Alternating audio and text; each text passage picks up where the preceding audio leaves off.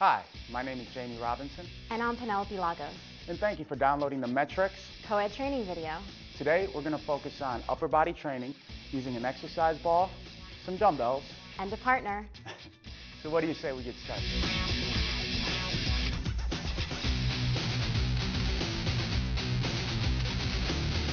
The first exercise we're going to perform today is the dumbbell chest press. It's imperative that you assist your partner when they are sitting on the ball because the balls have a tendency to roll away. So once she's seated and safe, I'm going to have Penelope, if you would, roll down, bringing the dumbbells close to the chest. Your arm should be at a 90-degree angle. Good. Go ahead and press up. Come down slow. Back to a 90-degree angle.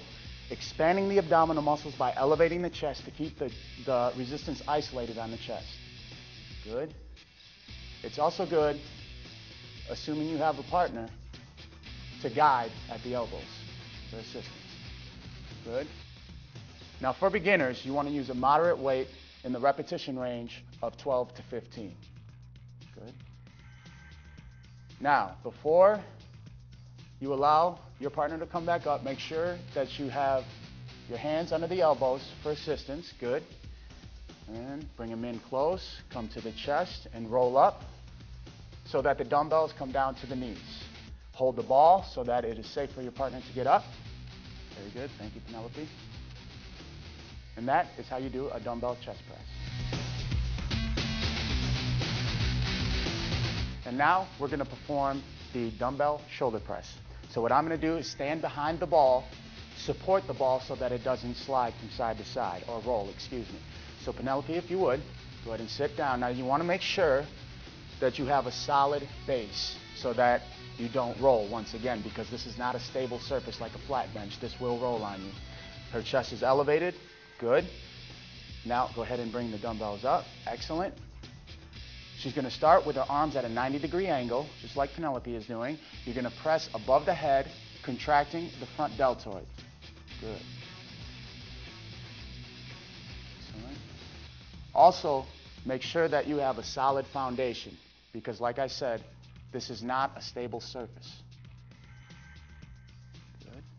Now for beginners, I'd say you want to start between the rep ranges of 12 to 15. And of course, you want to use a moderate weight. Good.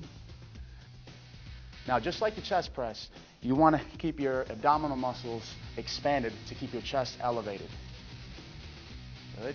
Now, for more advanced trainers, there are different variations.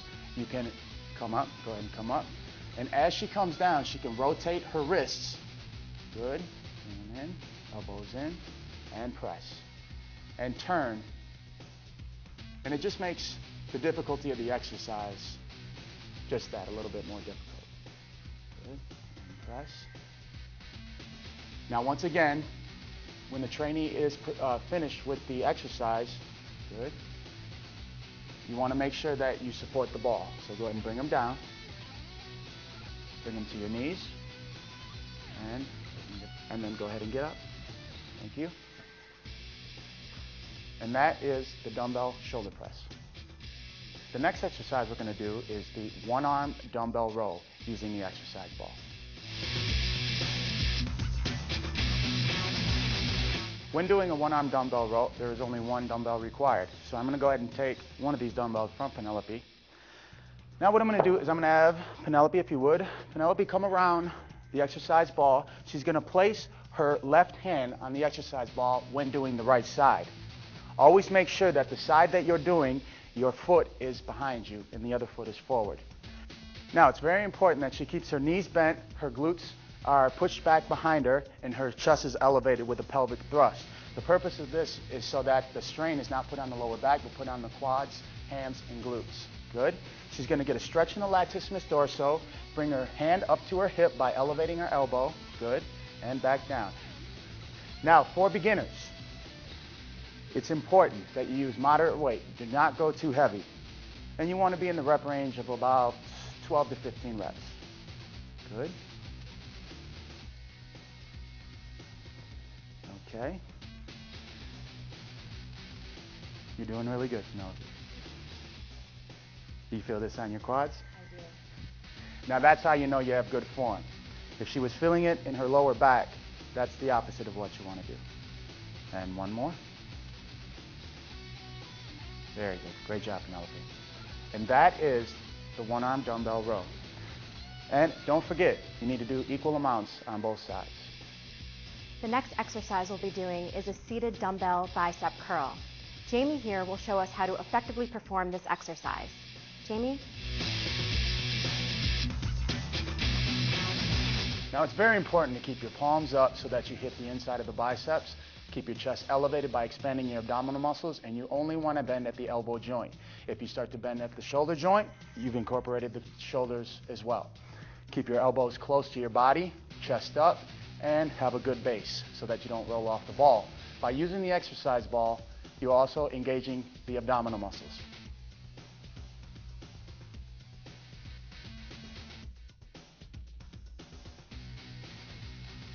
So it's important to keep your elbows tucked in while you're doing the exercise. Yes, it's very important. You want to reduce injury at all costs. How about breathing? Are we going to inhale and exhale just like we did in the other exercises? Yes, you always exhale on the exertion and inhale on the negative part of the movement, which would be down. Jamie, how many reps would you say for a beginner? 12 to 15 repetitions for a beginner using moderate weight, and then you slowly progress up. Now there are other variations. You can do a hammer curl just by facing each other, and what this does is it transfers the resistance to the long head of the bicep on the outside, also known as the brachialis. Will we be dismounting the same way as we did in the other exercises? Actually, Penelope, it's going to be a little easier. You just got to set the dumbbells down, place your hands on the side of the exercise ball so that you have good support, and stand up. And that's how you do a Seated dumbbell bicep curl. The next exercise Jamie will be performing is the seated dumbbell tricep extension. Jamie? This exercise not only strengthens your triceps, but also your core. Now, you first want to start by placing your thumb and your index finger around the handle of the dumbbell. Place your other hand over the top in the same manner. Elevate to the shoulder. Once you get set, make sure you have a good foundation. Elevate your chest by expanding your abdominal muscles, and elevate the dumbbell over your head. So Jamie, for this exercise, it's important that you don't lock out your elbows, correct? Yes, you want to keep sufficient stress on the muscles at all times. If you lock the elbows, A, you're resting, and B, you increase the chance of injury. Is breathing important when you're doing this exercise? Yes, on every exercise, you always want to exhale on the exertion and inhale on the descent.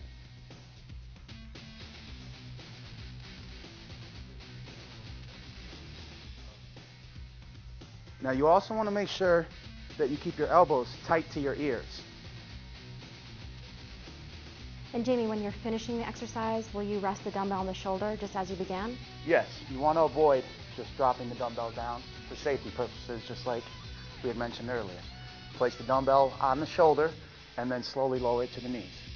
Once you're in this position, you just drop it to the floor. And that's how you do a seated dumbbell tricep extension. And now we're going to demonstrate how to perform the ab ball crunch on the exercise ball. Okay, Penelope, if you would go ahead and sit on the ball for me. Always make sure that you support the ball so the ball does not roll out on your partner. Go ahead and roll down, keeping your shoulder blades off the ball, chin elevated. Cross your arms, one over the other, placing your hands on your front deltoids. Excellent. You also want to make sure that your feet are about 2 to 3 inches apart with your toes facing in. Excellent. Now you're going to roll your shoulders forward and push your lower back to the ground. Good. Inhale and exhale. Tighten your abdominal muscles. Good. Chin up.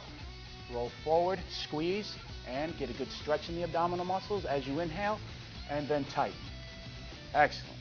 And inhale. Also very important. You want to exhale on the exertion and inhale on the way back. Good. Now, for a beginner, I would recommend approximately 12 to 15 repetitions until you get the form down. Good? Very good. Okay, now, when finished with the exercise, Come on up now. Roll the ball up. Make sure you got a good base and stand up. And that is how you do an ab ball crunch. The next exercise we'll be performing is a lying leg raise with the exercise ball. Jamie? Okay, thank you, Penelope. Okay, first you want to lie flat on your back. You want to keep your back and hips flat on the ground. You do not want to allow them to elevate off of the ground. There's two ways you can do this exercise. One is to place your hands at your side. Okay, we'll start with that one. You're going to place the ball in between your ankles, grasp the ball, and then elevate. Now you want to avoid, as I just did, you want to avoid allowing your hips to elevate off of the ground. Keep them planted and engage the lower abdominal muscles and hip flexors. Keep your head off the ground, exhale, and inhale. It's important to remember to keep breathing during this exercise. Absolutely. And also, Jamie, how far down should we be going on this exercise before we're touching the ground? Okay, you want to have the ball centered with your ankles, and the ball comes all the way down just before touching the floor. And there's also another variation to this exercise? Yes. Make a diamond shape with your hands. Place your hands under your glutes so that your tailbone rests in that diamond. And you're going to perform this exercise the same way you did the first way. Now, is this second exercise more of an advanced technique, or? No, I wouldn't say it's more advanced. It's just a different way to do it. And for beginners, will we be doing 12 to 15 reps as well? Absolutely. 12 to 15 repetitions is a good starting point for a beginner, and from there you can progress. And as you can see, as I talk, you can see that my speech is getting a little worse because it's getting difficult. That means I'm doing the form correctly.